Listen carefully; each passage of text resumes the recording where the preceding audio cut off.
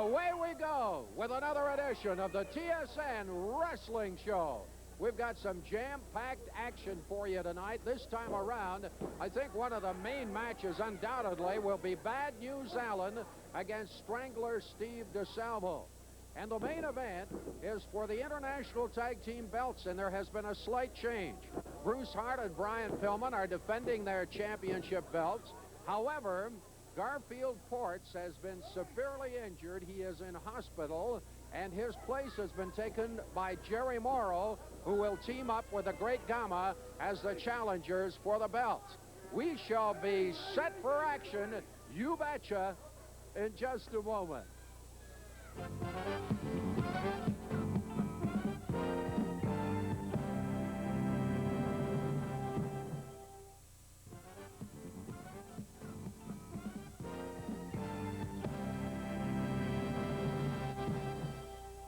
First on the agenda, Kerry Brown, the heavyweight from Kansas City. Heavy indeed, 265 pounds. He's in the ring against Johnny Smith, 228, Manchester, England. Very close to a 40-pound weight differential, but I doubt that will affect the performance of young Mr. Smith. We are moving toward the 10-minute mark. Jürgen Herman, the referee. This is a one-fall affair, and there's a 15-minute time limit. Jim Davies, how have you scored it thus far? It's been nip and tuck, back and forth. The momentum has been shifting. I would say at one moment, Johnny Smith has had the upper hand, and then it just turns around, and on comes Kerry the Refrigerator Brown. Both these men are ranked in our territory. Kerry Brown ranked number 8 in the heavyweight division, and Johnny Smith all the way up to 4th place in the mid-heavyweight division. They're both very talented, experienced wrestlers. This should be a good one. Well, be careful. We're going to get a lap full of... Kerry Brown is not treating him with much dignity. Second yellow card for Kerry Brown. Kerry Brown has been shown a second yellow card. That means one more, and the ball game is over for Mr. Brown. Kerry Brown often does come very close to disqualification, but he is one of those very savvy performers, and my guess is, now that he knows that he has 2 yellow cards, he'll stick a little bit closer to the Marquis of Queensbury rules. That'll be fascinating. Sure he will. You're watching Kerry Brown, Kansas City, Johnny Smith of Manchester, Herman the referee.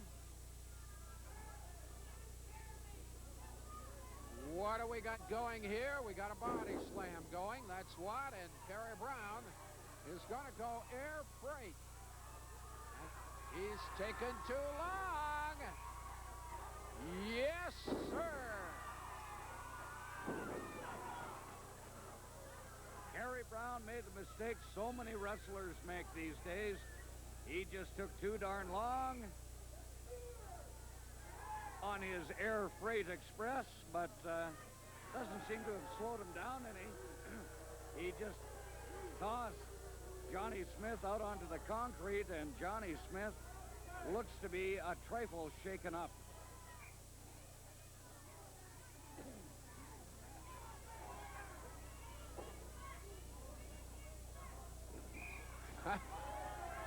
An instant replay. Not appreciated by Smith. Brown is going to go out and convince him. Now he grabs a camera cable and wraps it around Johnny Smith. I don't know. I think he should be shown another card. This is the time that the referee, Jürgen Herman, should be showing a 3rd card, a red one, and an automatic disqualification to Kerry Brown. Brown shouting at me, how do you like that, Davies? Well, I'll tell you, Kerry, I don't like it very much.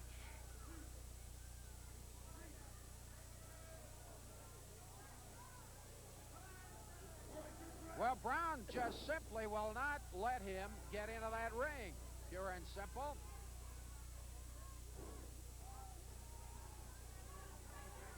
Johnny Smith spending most of the bout outside.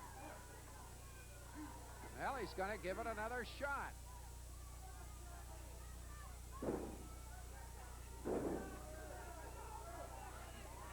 Smith is saying, I have had enough of this. Goes after Kerry Brown, flings him to the opposite corner. Yes, sir. Beautiful, beautiful clothesline. And that weight differential of almost 40 pounds not bothering Johnny Smith. A spirited comeback, and you can see Kerry Brown begging for mercy. He will not be getting any. As a matter of fact, he gets thrown into the crowd, and be careful, you're going to get a lap full of Kerry Brown. What is it, this attraction they have for you, Jim? Well, they seem to like bashing one another's heads onto our ringside table. It's not doing them any good. Kerry Brown, though, is badly shaken up. And here's the big suplex. Brown went down very heavily. We're moving towards the late stages as to regulation time. This is a 15-minute affair. That's the time limit. Big slam. 1 minute remaining, says Tommy Carr, our timekeeper, and Smith. That's a long-distance flight. Oh, man, he's going cross-country. Caught a piece of him. 1, 2, just a 2 count. Johnny Smith is going to have to hurry if he wants to put his man away.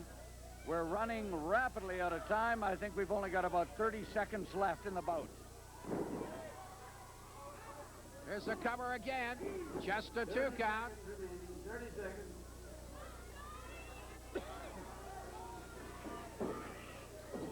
Over the top. Smith covers 1. That's all he could register was the 1, and there's 15 seconds remaining. He's going to turn him over into the crab. Can he get him over? Crowd says yes. He's got him in the Boston Crab. Now he's fully into the motion. And the bell sounds. Johnny thinks he's won, but he has not. It will go into the record books as a draw. Kerry Brown drawing with Johnny Smith. We'll be right back.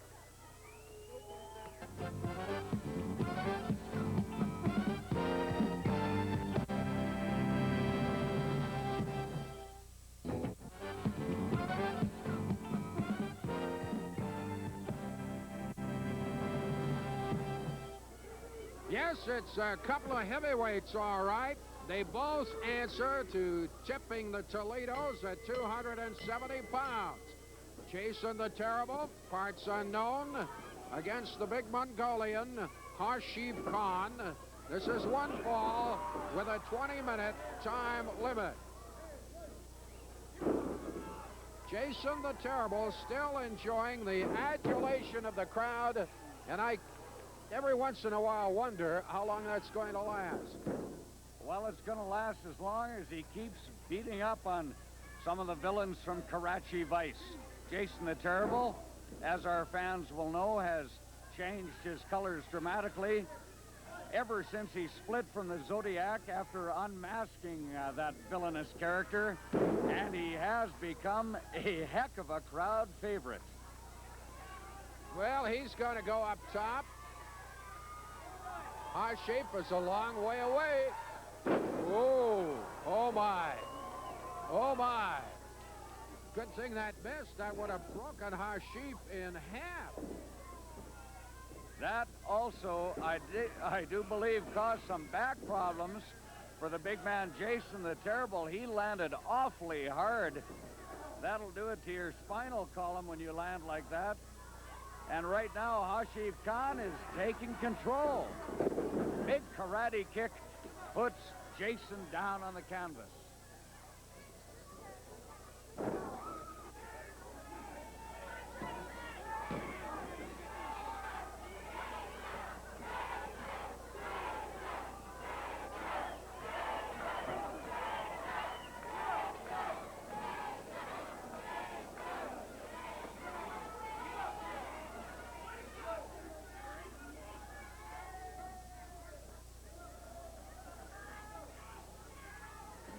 Jason the Terrible and Hashiv Khan. Wayne Hart, the third man in the ring. And we're moving toward the 5-minute mark.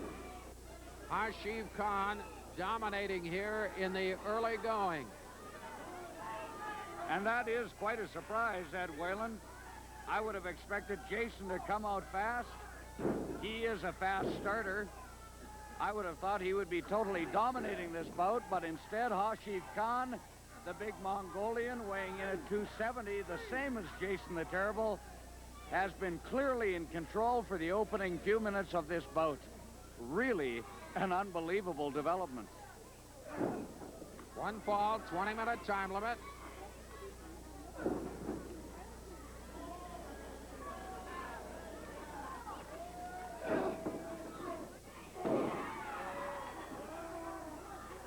Well, Hashiv, very quick to fight fire with fire.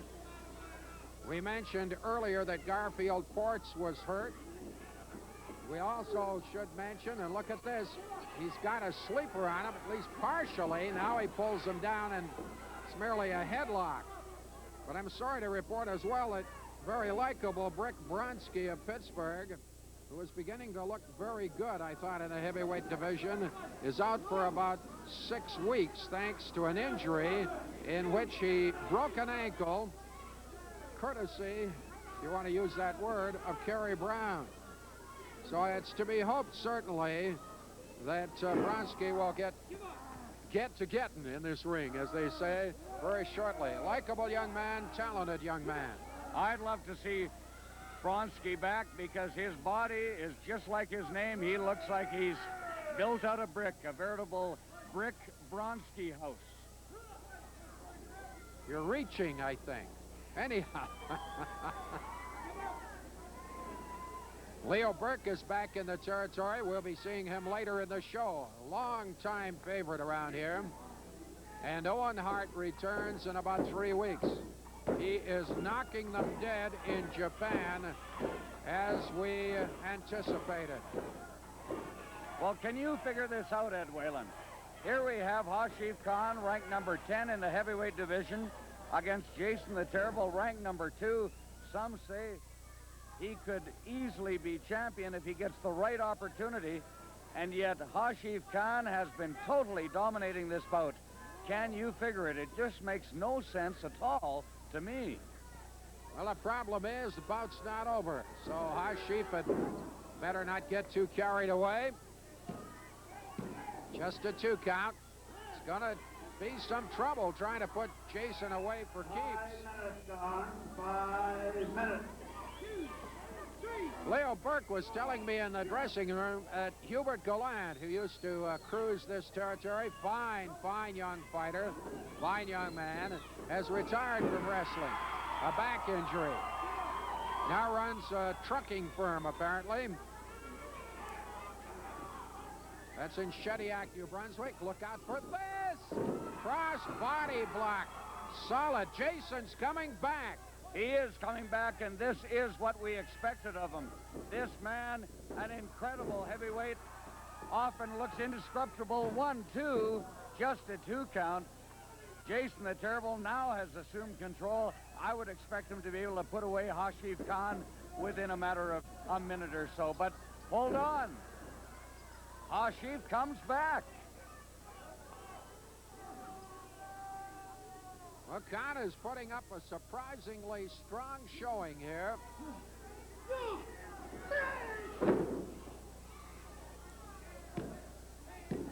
Just got him for 2 after the big suplex.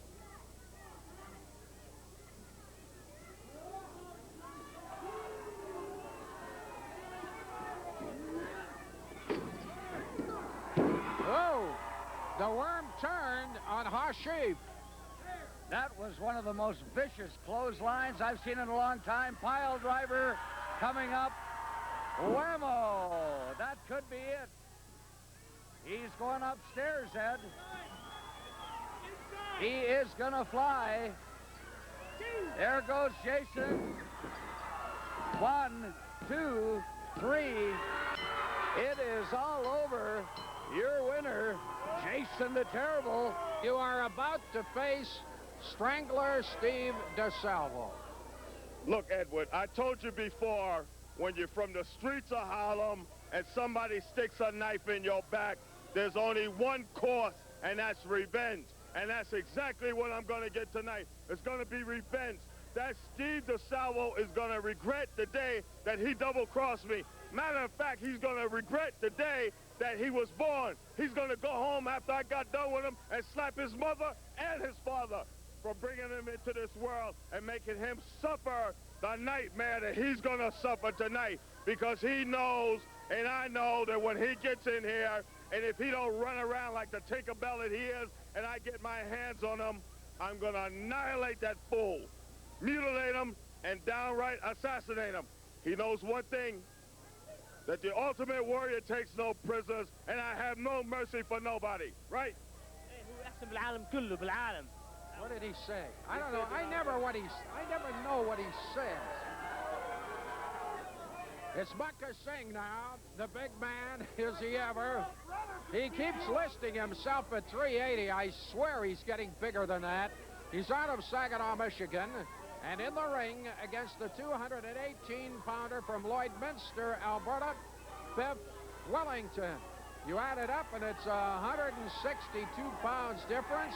That's a whole person. That's more than a whole Jim Davies. I cannot believe the weight differential.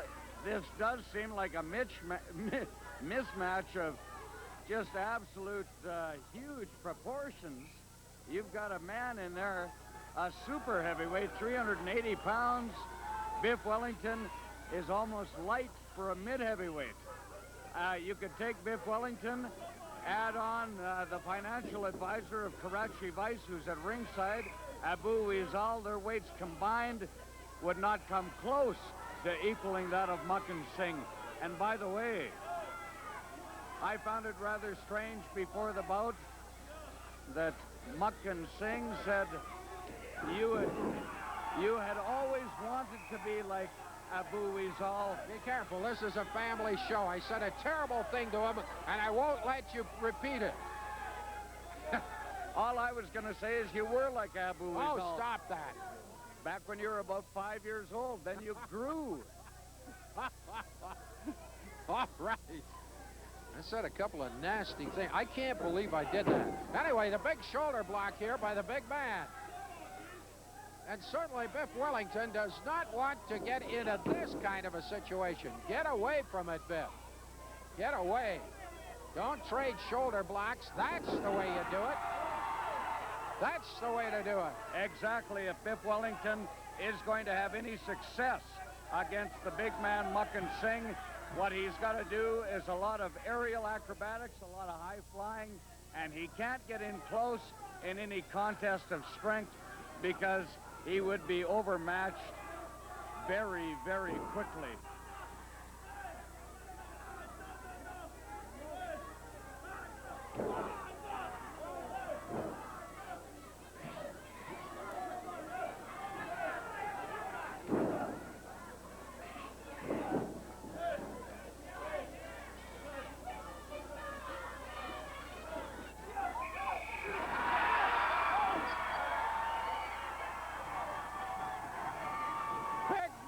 Singh and Biff Wellington, and the financial advisor, Mr. Weizal, has just been knocked out of the ring.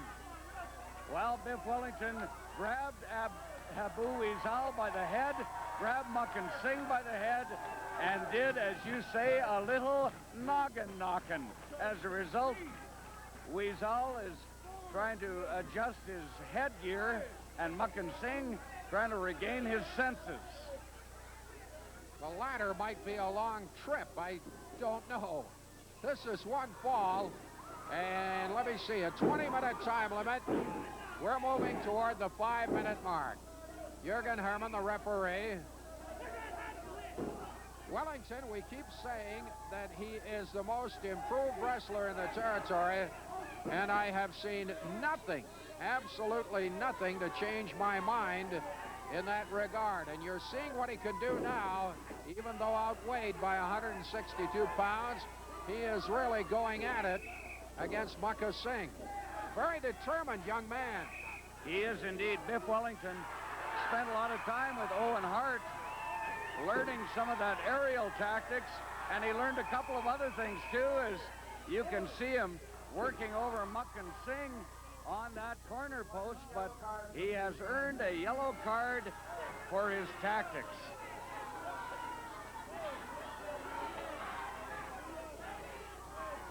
Well, at this point, Mucka Singh, who was supremely overconfident when he went into the ring, is finding out he's in a battle.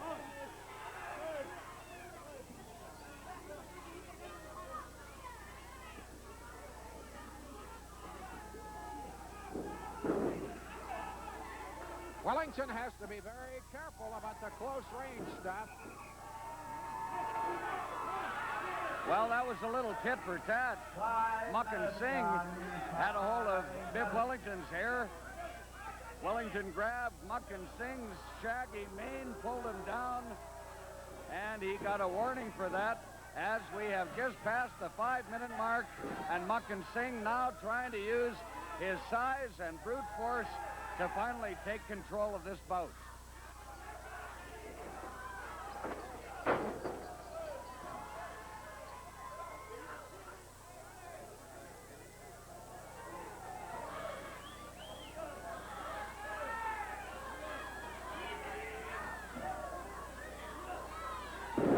Oh, now, there's a 2 count, but boy, he put him down with some power.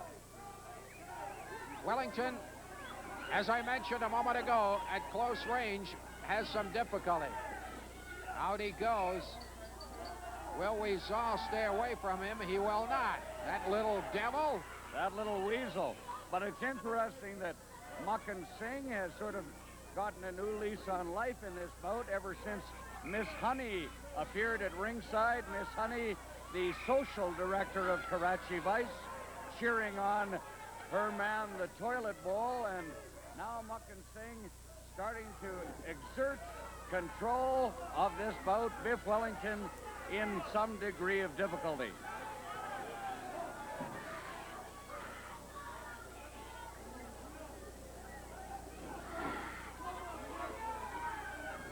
Certainly Mucka with control of things here.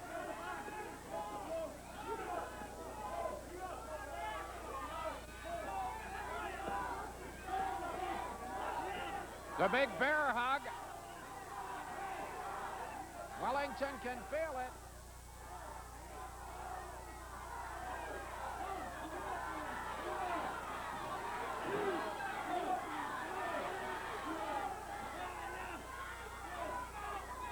Referee Herman says the guy is still in contention. Oh, look at this. Can he get him up? I don't think so. Oh, he got squashed. Boy, that's a... Oh, I admire his courage. Tried to pick him up and got squashed like a fly on the windshield. I'll tell you, Biff Wellington may have bitten off more than he could chew with this bout. The big man, 380-pound Mucka Singh, now just playing with Biff Wellington. Maybe not. Look at that. Wellington coming back, and Mucka Singh suddenly looking for a place to hide. Good rally by Wellington. Across that ring, look out, Nelly! Got him nicely with a clothesline.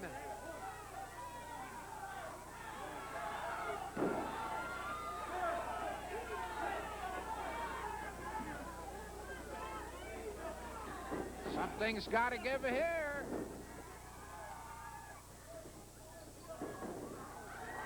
Well, he might be in trouble. A cross body block by Biff Wellington, and all he got was air. He got a great big body full of air. He hit the concrete very hard. This could be it. Biff Wellington being counted out outside the ring. He does come back in. Oh! Wellington just got sat on by 380-pound Muckin Singh.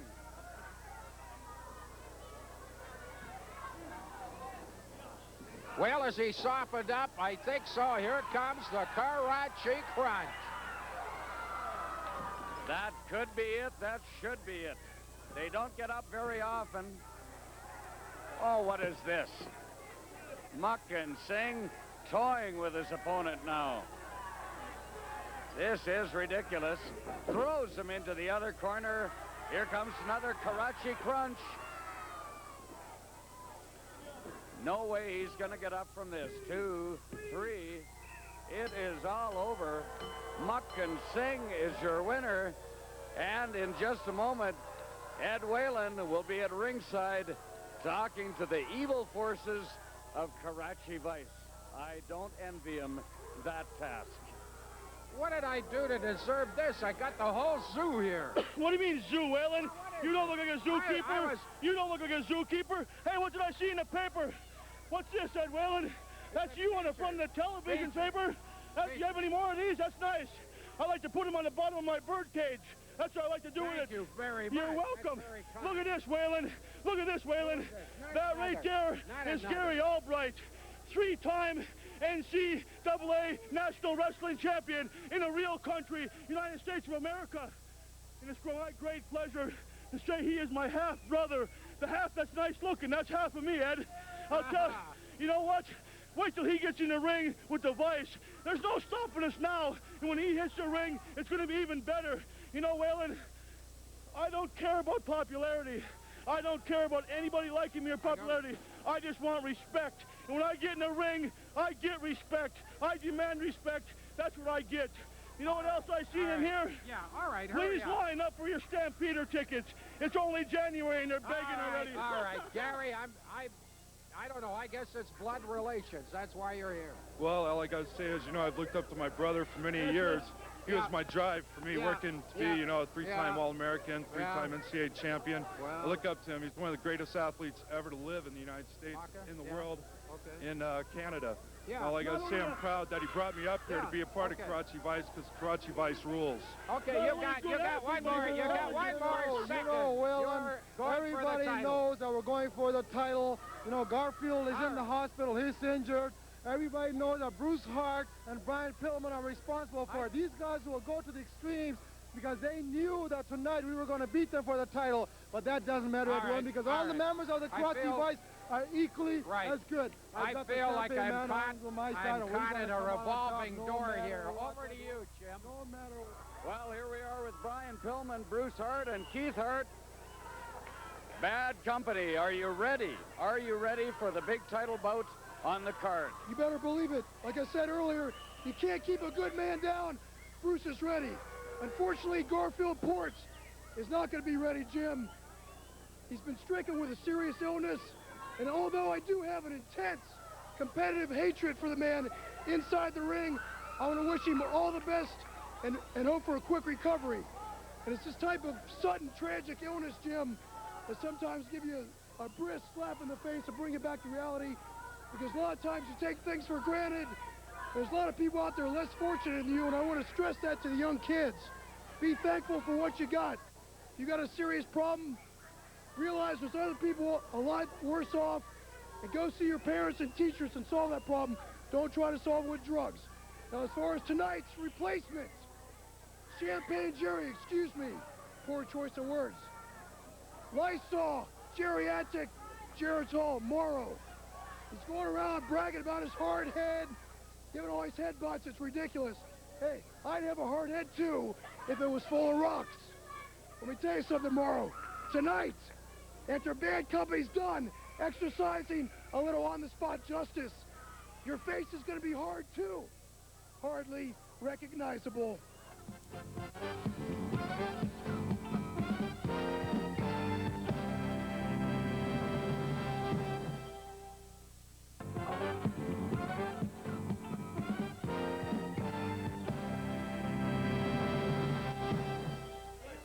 Well, we mentioned earlier that Leo Burke was back in the territory. Here he is in ever-loving living color. the very popular young man from Moncton, New Brunswick, at 238, is in the ring against Goldie Rogers, 223, Hollywood, California. We've gone just a couple of minutes. Wayne Hart, the referee. Leo still got a lot of moves. Of course, he has always been and continues to be a contender for the North American heavyweight title. Leo is a good one. He has held many championships in the past. He continues to be a good one. He has learned, he was telling us before he entered the ring, a little bit more of those aerial moves. I'm looking forward to seeing him put some of them in action. He has been dominating for the first couple of minutes this bout against Goldie Rogers. And Goldie, I think, could be the only man in the entire arena who wishes Leo Burke had stayed in Eastern Canada.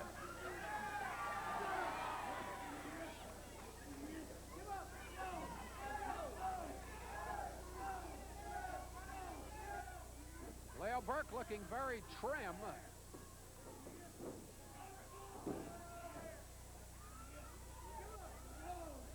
Keeps applying the pressure on the arm lock to Goldie Rogers. Rogers knows he's in there against a veteran campaigner. No question.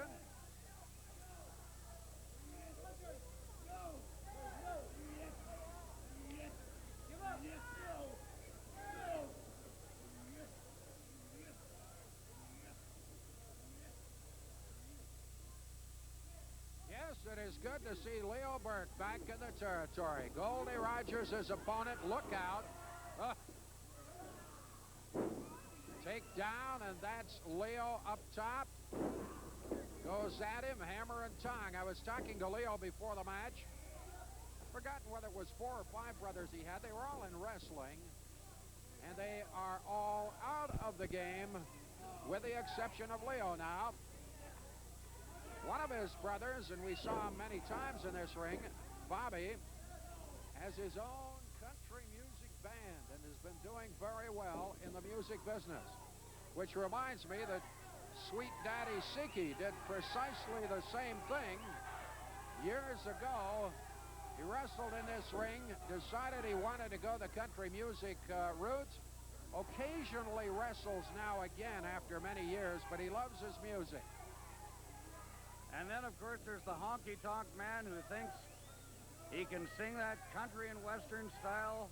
His voice, I would say, is as pretty as a hound dog, a baying at the moon. I think that's a pretty good description. We're at the 5-minute mark. Leo Burke, Moncton, New Brunswick. Goldie Rogers, Hollywood, California. It's one fall with a 20-minute time limit. Leo Burke came out steaming. Goldie Rogers knows that, and really, Goldie, since the opening bell, has not been able to do much of anything. Well, Goldie trying to turn it around. With some success there, they collided at mid-ring, and Goldie got the best of it. Now he's laying on some punishment. Leo in some difficulty, but Leo is the kind of a wrestler with enough savvy and stick-to-itiveness. He can come back from adversity without too much trouble, and Goldie Rogers might be dominating, but he's not anywhere close to having a pin. That big clothesline, though, took a lot of steam out of Leo Burke. By the way, I wanted to say Leo Burke, the perfect gentleman. When I started campaigning beside you as your sidekick, Ed Whalen, a matter of 2.5 years ago, my very first night on the job, Leo Burke said after the matches, "Come on over here, Jim, have a cold beer," and Leo, being the clean-cut kid he is, sipped on a tall glass of milk. I am speechless, overwhelmed. Hand me a Kleenex. I've got to brush the tears away. Leo Burke and Goldie Rogers. Leo having a little bit of trouble all of a sudden with this man. Just a 2 count, and he gets a knock on the noggin. Well, that's a maneuver that Goldie Rogers hasn't seen before. Leo Burke, instead of trying to flip out of the pin, just raised up his forehead into the face of Goldie Rogers and came out of it that way with a little headbutt. But Goldie Rogers has turned the tables. The momentum has completely changed in this bout since about the 5-minute mark. Up until then, it was all Leo Burke. Now, Goldie Rogers in control, and he would like nothing better than to provide a bit of an unwelcome welcome wagon for Burke, who has just returned to the territory from the Maritimes. Just one there. You had to know that Leo Burke was not about to be vanquished, not that easily. Boy, we have seen him in many a bitter battle. As a matter of fact, look at this. Caught him nicely. As a matter of fact, I was going to say, Leo Burke has been 7 times the North American heavyweight champion, relinquishing the title on some occasions because he went elsewhere. On other occasions beaten, but always game, always coming back, and 7 times a winner of the belt. He's very proud of that, too. Looks like things are changing here. Leo Burke now beginning to assert himself. He has picked up the momentum once again. Goldie Rogers just caught a Leo Burke fist in the face. And Goldie Rogers, that knee to the head didn't do him any good. Burke now looking to finish off the man from Hollywood. Burke methodically going about demoralizing and immobilizing his opponent. There's the big slam. He goes for the cover. 1, 2, just a 2 count.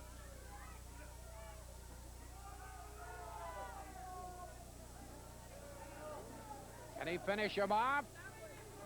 There's the big neck breaker. That might do it. No, just a 2 count. But Burke can smell victory. He is very close. He has Goldie Rogers on Strain Street. But look at that. Goldie comes back with a big knee and an elbow. Goldie Rogers, just when you're starting to think he's had it, comes back. Burke fires him off the ropes. Here's the sleeper. Here's the sleeper.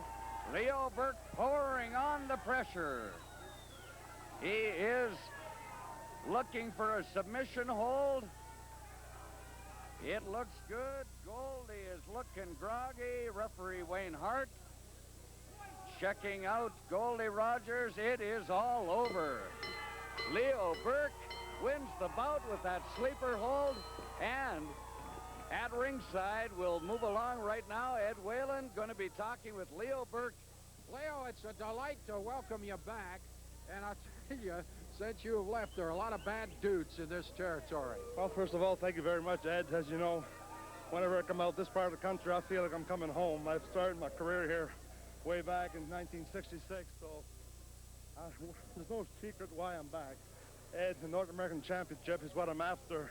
As you know, I've won a record number of time, 8 to be exactly, and I feel those credentials alone warrant me a title shot, but I know there's a lot of great wrestling in the area, probably feel like I do, that they deserve a shot, so if that means I have to start at the bottom of the ladder, Ed, all I can tell you, Leo Burke, is ready to start climbing. Well, absolutely. I thought it was 7. It was 8 times that you've won that title. Yes, 8 is the record number of time I've won it, and I know a lot of people say in order to win the belt 8 times, you have to have been a loser at 7 different occasions, but I don't look at it that way. I'll tell you one thing, I know the current champion is Owen Hart, a very worthy champion, I might add, but I guarantee you one thing, if I get a crack at the title, with my experience, you'll know what professional wrestling is all about. Okay, thank you very much, and welcome back to Leo Burke. Jim? Okay, we're here with Strangler Steve DeSalvo. Steve, one thing and one thing only on your mind, bad news, Allen. As good as Allen is, I'm that much better. Mr. Allen, I'm going to give you a few surprises that you've never seen. Sure, you've seen the 25-inch arms. You've seen the 700-pound bench press that I can do. But there's one thing I have in store for you, Mr. Allen. The little surprise is going to send you back to Harlem. And it's not going to be, you're not going to be walking, Mr. Allen. They may carry you in an ambulance, but then maybe not. Maybe there won't be enough to put in an ambulance, Mr. Allen. I'm going to tell you one thing, and you can take this to the bank. I'm going to come out the victor today. And Mr. Davies, you get the front row seat. You can watch with Mr. Whalen, and everybody can sit there, even through this dumpy little place here in Calgary. And they can all see Mr. Allen's demise. And what you're saying is that after this bout, bad news will be yesterday's news. I would say very good. Very good. Very good, like that? too. I like that. Strangler Steve, he's ready.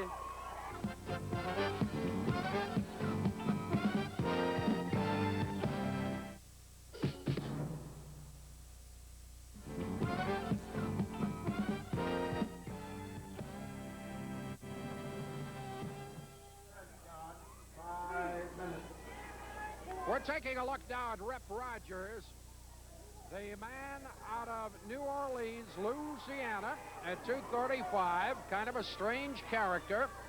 He's against Chris Benoit. Not at all strange. An outstanding fighter. 218 pounds from Edmonton. There's a 30-minute time limit on this affair, and we have picked up the action at the 5-minute mark.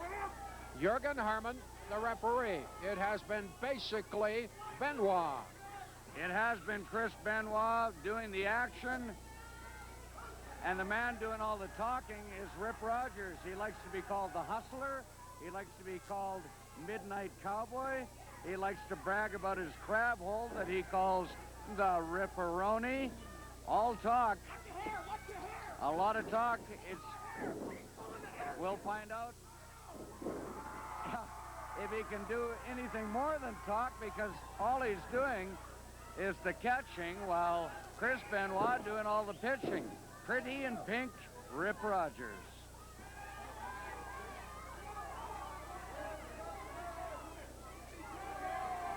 Well, it was funny. All the time he was running across the ring there, he was yelling, "Watch the hair, watch the hair, watch the hair." Benoit didn't come within 3 feet of the hair. Oh, honestly. Well, he's got a different version of what's going on in the ring. But if you're scoring points, Benoit is out of sight thus far.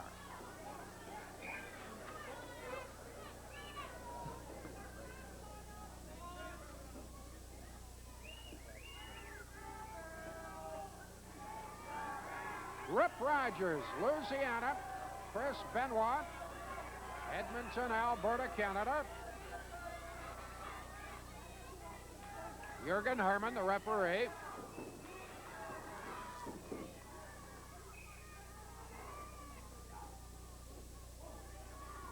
Going for a ride, turnaround. Oh, no. Oh, no.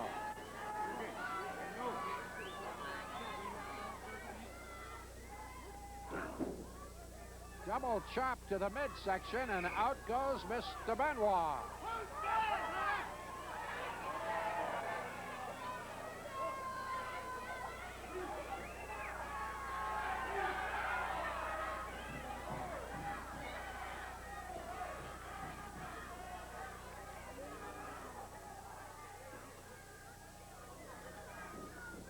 Chris Benoit against Rip Rogers, mid-ring. This is the first time, really, that Rogers has shown anything in the fight. Big hip toss cover. It's one. That's off.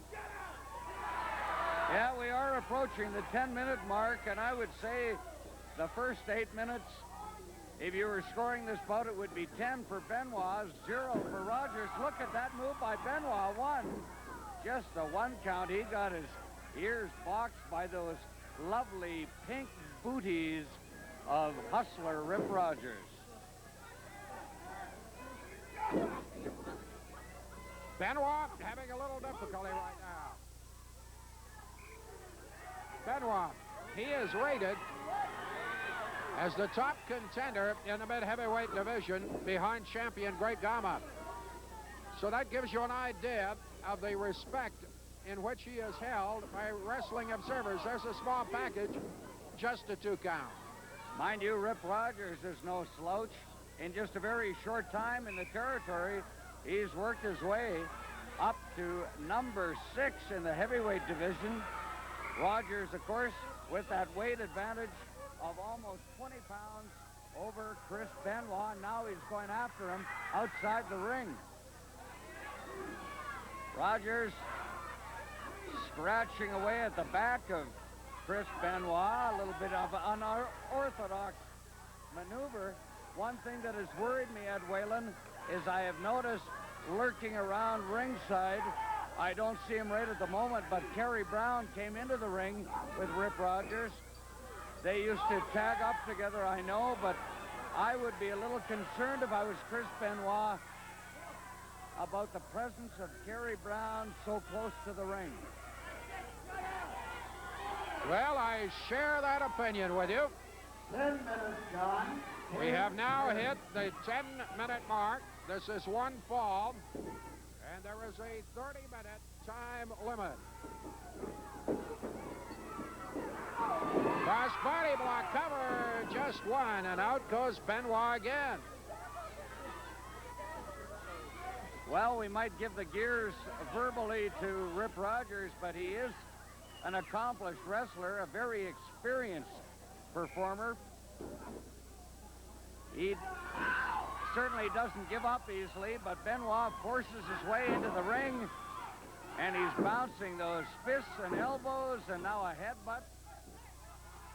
Rogers is all tied up, and you can bet Chris Benoit will try and take advantage of this. He does.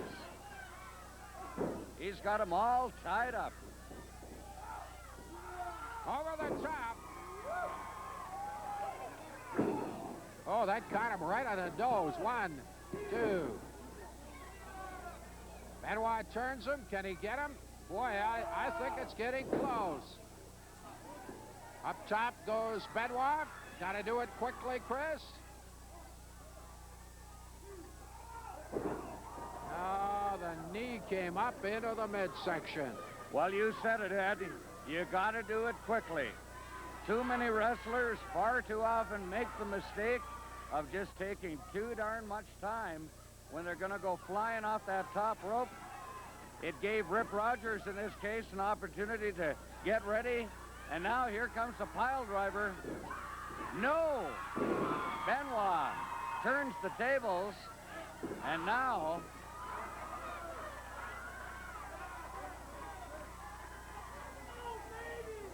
the Ripper doesn't want anymore.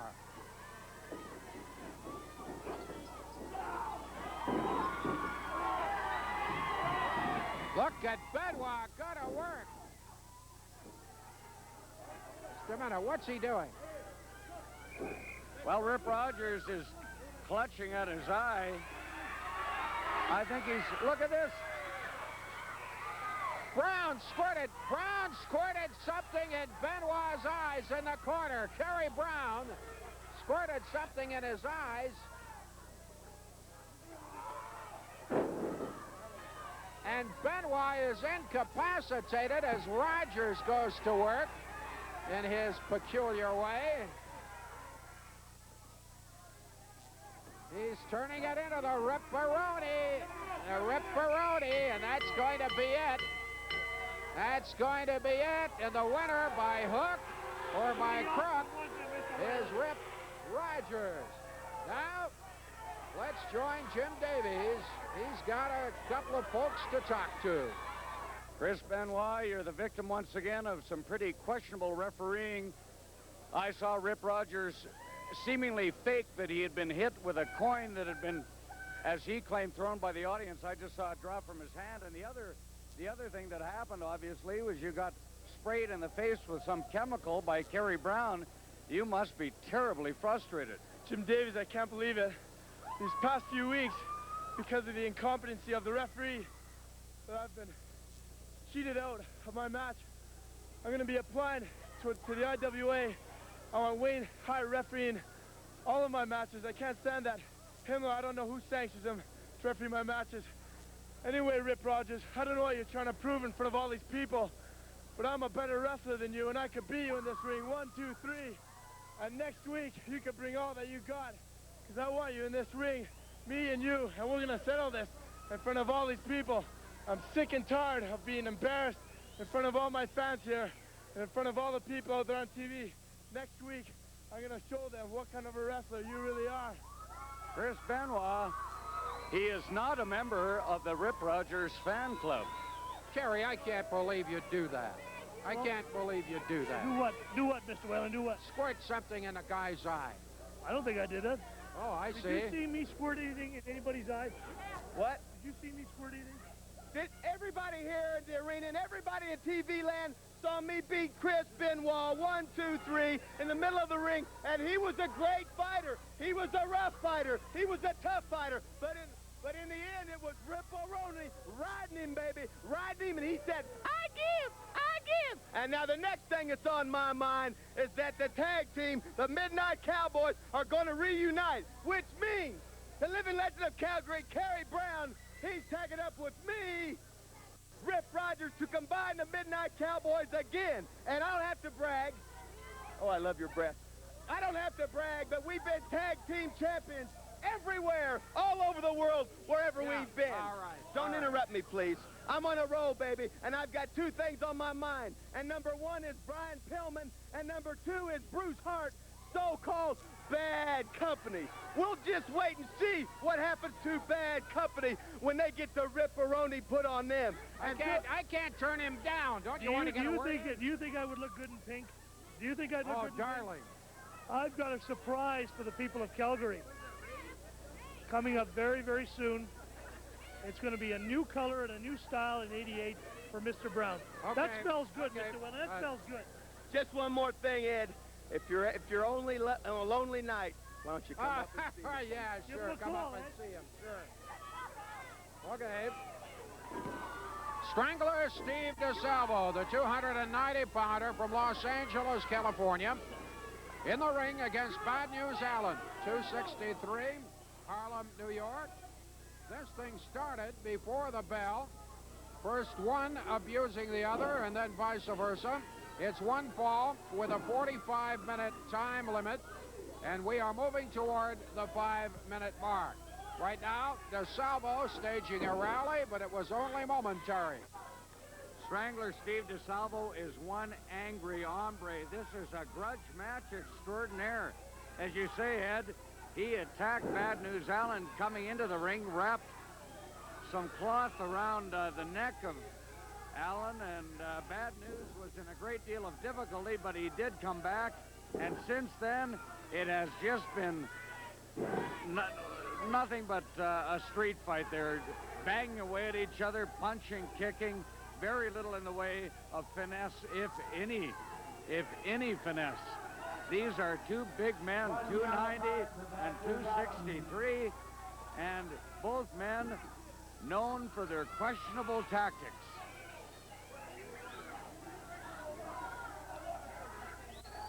Wayne Hart, the referee, and he's hard-pressed to control this thing.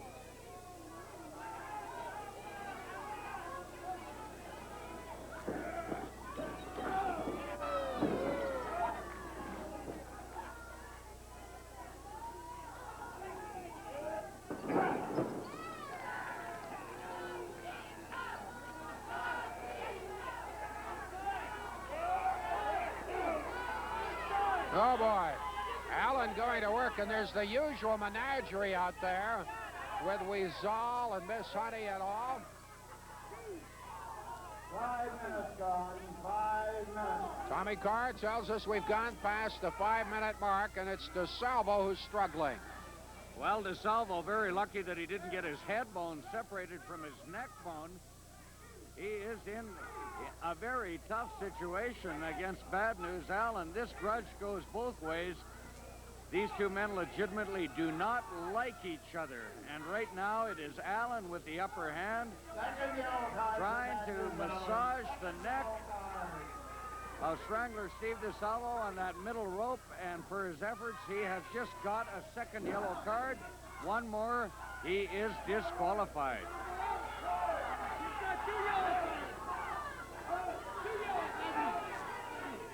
Wayne Hart pointing out to Allen that he's got 2 yellow cards, that he could soon be gonzo.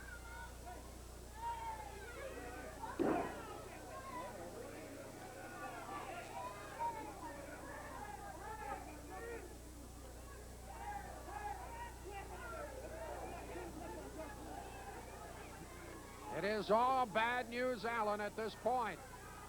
The big slam. Gets to the ropes for leverage, misses the target. Well, DeSalvo was very fortunate that he was able to regain his composure and get out of the way. Bad News had been dominating for some time, and now here comes Strangler. DeSalvo is one angry man. Look at him pick him up. Oh, he knocked over the referee. Wayne Hart is down, and he is shaken up. Wayne Hart, the referee, trying to shake out the cobwebs. The battle is taking place at the other side of the ring, where DeSalvo is choking away at Allen. Well, here's Mucka Singh coming into the corner. This is a bout between Bad News Allen and Strangler Steve DeSalvo. But you see that Mucka Singh interferes. And he may decide the outcome of this match, I don't know. Because certainly laying the Karachi crunch on DeSalvo from behind is a little tough on Strangler Steve. There's the cover. Now, here comes Jason. They're going to wipe the whole thing out. Everybody's going after everybody. This is all the super heavyweights. We got Jason and Mucka Singh, neither one who belongs in the ring. Bad News Allen and Strangler Steve DeSalvo. Look at this. Bad News and the toilet bowl collide, and they go flying out of the ring. This is madness in there. The bout is all written off. There is no winner. And Ed Whalen is just heading over to ringside for a quick interview with our participants. I wonder, and I regret Mucka Singh's interference, but I wonder if we're seeing... Yeah, that's what he crunched you from behind. Felt like a freight train. I ripped. He had no business being in there. Mr. Whalen, if that's what happened, it doesn't matter. If that big fat slob, if that's what he did, he came in from behind and Woody Bundy? Oh, just give me a second. Yeah. I'm gonna tell you something now. News, Mr. Allen. I had you outside, you ran, you started to run. You ran like the coward and the cockroach that you are. But Mr. Allen, if there's gonna be a next time, which there better be, Allen, because I want my revenge. Jason, you won't be able to understand this, but if Mucka Singh was there, I want you in my corner against Mucka Singh. Me and Allen inside the cage. Maybe I can get a cage match. A cage match, Jason. Do you understand that, Jason? A cage? A cage? A cage? A cage? Well, they want a cage match. They're friends. I think they're friends. Jim? Well, here we are with Bad News Allen, Mucka Singh, and the whole menagerie. I'll tell you, Strangler Steve DeSalvo has been talking about everything from a cage match he wants with you to perhaps tag team him and Jason against you and Mucka Singh. Come on, who's he trying to kid, all right? Who's he trying to kid? I had him out here. I was beating him so bad that my good friend Mucka came over and begged me to stop him. Said, please, Mr. Allen, don't beat on that idiot no more. And then that other retard comes out here with no brains, and he puts his 2 cents in it. But if those two want to meet us here next week, we'll be willing and able right here in the middle of the ring, and we will take them apart like they're supposed to be. Mucka Singh, a little bit of outside interference on your part. Shut up, you little balloon head. I'll tell you about interference. All the time I gotta come in here and keep an eye on Bad News because you never know where the idiot with the mask is. Neither one of them two morons knows what they want to do. First they want to wrestle us, then they want to wrestle somebody else. Well, after next week, if they want to climb in the ring with us too, they won't have to worry about their next opponents because we'll beat the hell out of them so bad you won't have enough muscles left in those big, bulging arms of yours, DeSalvo, to carry the other one's body out of here. You might just have enough muscle to carry his little pea brain. And let me tell you something, Chipmunk. If I was you, I would go out and take an insurance policy out on both of them because you've become a wealthy man by next week. How did you get involved with these guys, Miss Hemming? Hey, don't talk to her. Don't talk to her. You ain't got nothing to say to her. You stay away from her. Instead, You're already starting to sweat. I'll Just talk to stand you. there and let her look like a mannequin. That's all she needs to be there for. A store mannequin. couple of real gentlemen, Muck and Sing and Bad News Allen.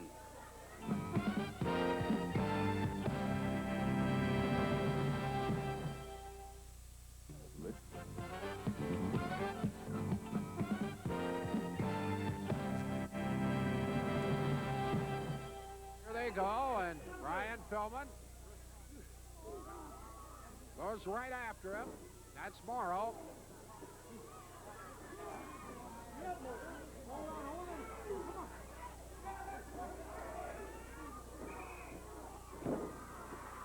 Pillman, some good work.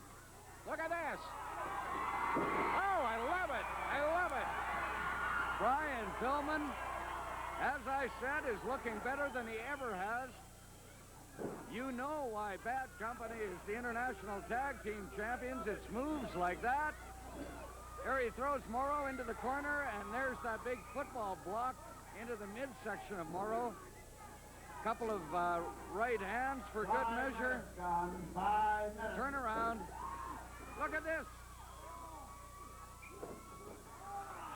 Pillman hung him up to dry and then threw him outside the ring with that head scissors maneuver.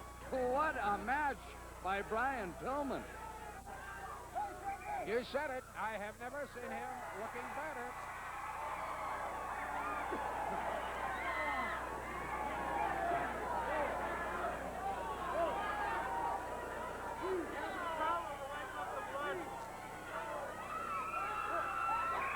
We've just gone past the 5-minute mark. Impossible to hear the timekeeper with the noise of the crowd.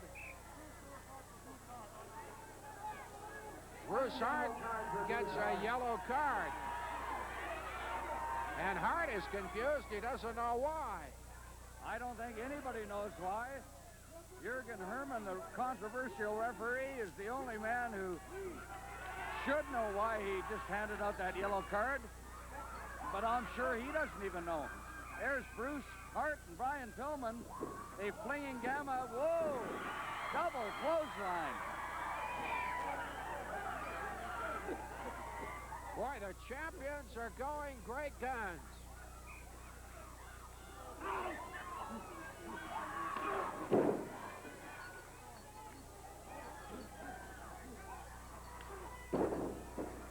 Bruce Hart banging Jerry Morrow around. Moving toward the 10-minute mark, one fall, 60 minutes. Morrow with a glazed look. Would like to get over to make the tag. He does now, and here's Gamma. Hart has not been showing any signs of that shoulder injury that kept him out of action for so long, but now that he's been double teamed, Gamma is going after him. Hart turns him around. Whoa! Gamma goes airborne. He's shaken up, and now he gets carried into the corner, much to the delight of Brian Pillman. Whoa! Adam with a big knee.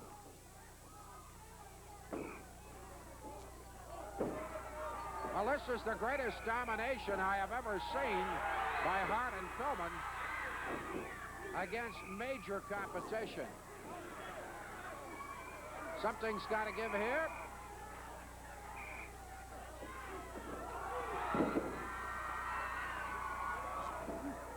Boy, I'll tell you, this has got to be a real crowd pleaser. They love every moment of it.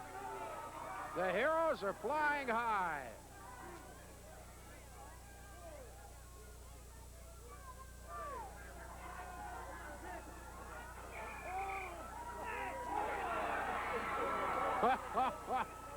Little noggin knocking outside the ring.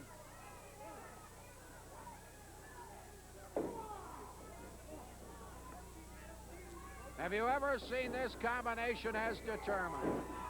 This Pillman-Hart duo. Never have they been this determined. They are flying. And Gamma and Champagne Jerry Morrow are shell-shocked. They cannot believe that they are being dominated the way they have been thus far in the bout. Pillman, the big elbow drop, 1, 2.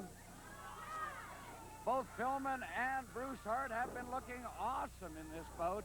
And now Pillman totally dominating Gamma, who fires him up. Oh! Whoa! Whoa! I had to duck because I thought I was going to get Morrow in my lap. Instead, he's going in the ring. Morrow gave a big knee to the back of Flying Brian Pillman, who came whistling into the ropes and caught that knee. And now Morrow trying to take charge while Pillman is still shaken up. Watch out for those headbutts. Jerry Morrow, one of the hardest heads in all of professional wrestling. And listen to that crowd, Ed. Listen to that crowd. They're yelling, Brian, Brian, Brian. Gamma goes after him outside the ring. Bruce Hart would like to break it up. Gamma is choking. The referee is paying no attention. He's allowing that to go outside the ring. And it's just going on and on and on. 10 minutes, Don. 10 minutes. We're just past the 10-minute mark. Incompetent refereeing. Well, that's nothing new with the controversial Jürgen Herman. And it's also nothing new to see Gamma going after the throat of Brian Pillman. Pillman, as wrestling fans might know, had several serious operations to his throat as a very young child. Every once in a while, you'll see a dirty wrestler try and go after that throat, and you can hear the not-so-dulcet tones of Abu Weasal outside the ring on the house microphone. Here's a pin attempt. 1, 2, oh! Pillman gets his foot up in the rope at the very last moment. This is for the International Tag Team title. Champions, Bruce Hart and Brian Pillman. The challengers, the Great Gamma and Jerry Morrow.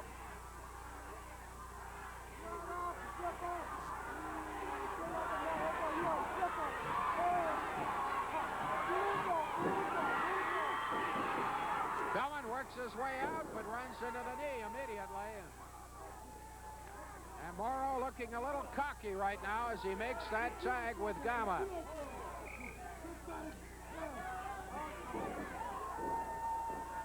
Well, Pillman is badly shaken up. He just had that big atomic drop from Gamma.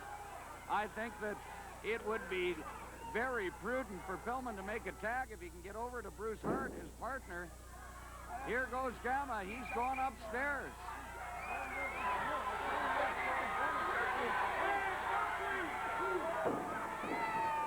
He just caught him going by. And Morrow's going up top. What is going on here? Really? And the referee is distracted while Gamma is choking viciously at the neck of Brian Pillman. Finally, the referee sees it. I cannot believe that they would let Jürgen Herman referee a championship match. Once again, Gamma goes high.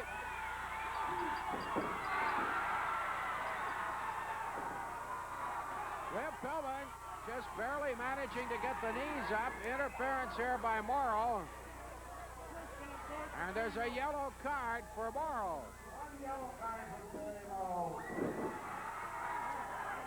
Pillman gets over to make the tag. In comes Bruce Hart. Hammering away at both men. He's exploding in that ring. Goes after Jerry Morrow. Out he goes. Now he's going to drop Gamma.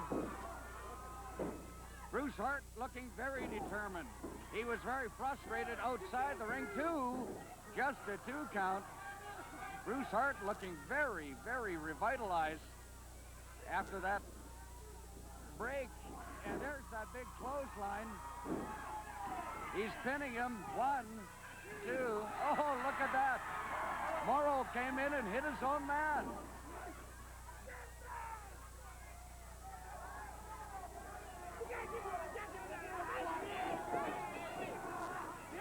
Sleeper, he's got the sleeper. Bruce Hart has got it on him. But Morrow's going to break it up. He came right off the top rope to break it up. Once again, though, Bruce Hart slaps it on. Bruce Hart pouring on the pressure with that sleeper hold. He has Gamma in a great deal of difficulty. Referee Jürgen Herman trying to keep an eye on proceedings, but I think Bruce just got caught with a low blow by the great Gamma.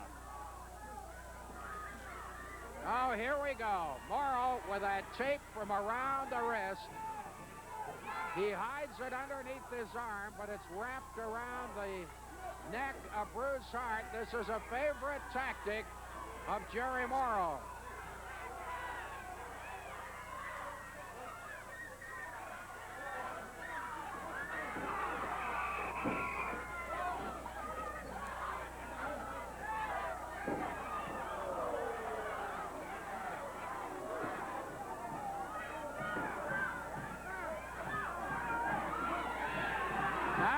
The 15-minute mark. 15 minutes. One fall, 1 hour. Hart and Pillman against Gamma and Morrow. International tag team belts on the line. Hart got it right in the ribs. And Bruce Hart is badly shaken up in there. He has taken some real devastating punishment. And now Gamma trying to finish him off in the corner. Gamma can just sense that he has a great chance to walk out of this ring with that tag team championship belt around his waist.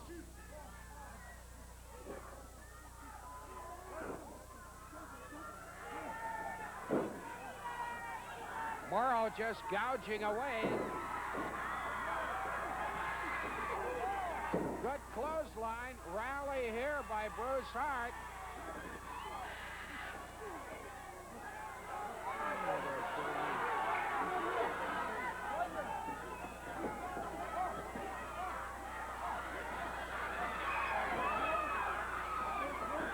Tag was made. Guess what?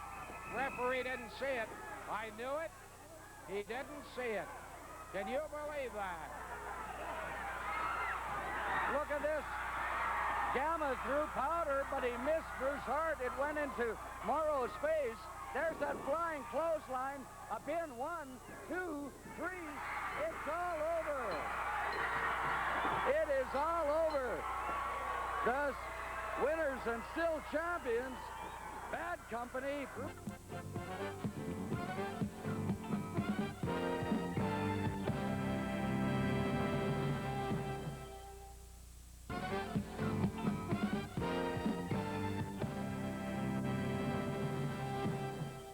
Okay, officially, I guess you've won the match by disqualification, but you do not have the belts. Listen, Jim Davis, I don't have much to say. Bruce and Pillman, all the fancy Bruce, what you do to me. Next week, if you have the gut to be in this ring against myself and the great Gamma, everything goes, put the dirt on the line, and I can prove it to you how to be dirty. Jim Davis, I can't believe you and the rest of the people here defending Hart and Brian Pillman. Nothing but a bunch of lies. You telling us, telling the referee that I'm the one throwing powder in my own partner's eyes. Come on, where'd you get that, Jim Davis? Come on, wake up. You're just a bad shot. You're just a bad shot. I'm not a bad shot. I'm not a clumsy man. I'm a professional athlete. I do my thing right here, fair and square. Bruce Hart is the one that threw the powder in my partner's eyes. And they were disqualified for that because that was the only way they could save those belts. The only way they could keep those belts around their waist, Jim Davies. But next week it's going to be another story because the champagne is already in our dressing room, already in our hotel room, I just said, because we're going to party and we're going to party hard next week. Those tag team belts are going to be around our waist.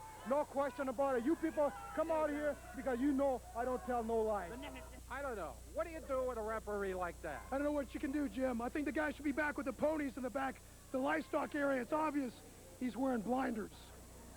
And that numbskull Morrow, I'm going to make this short and sweet because I know that numbskull Morrow has to have that Renault Tux back by 11. All I want to say is, Bad Company, as always, is going to be prepared week in, week out to defend the belts, whether we got a moron, idiotic referee or not. We're going to get the job done. Well, Bruce, I thought you got the job done tonight, but for the referee. 1, 2, 3, right in the middle of the ring. I'm just speechless with disgust. I can't see how the ref can accuse me of throwing the powder. I couldn't have. He had me in a full Nelson. The referee's got to use some logic here. I just like one more shot at those guys to prove once and for all that we're better than them, because I know damn well that we are. I have no doubt. Okay, thank you, gentlemen. And guess what? That's run us right smack out of time. We'll look forward to seeing you next time. But in the meantime, and in between time, that's it. Another edition of TSN Wrestling. Bye-bye now.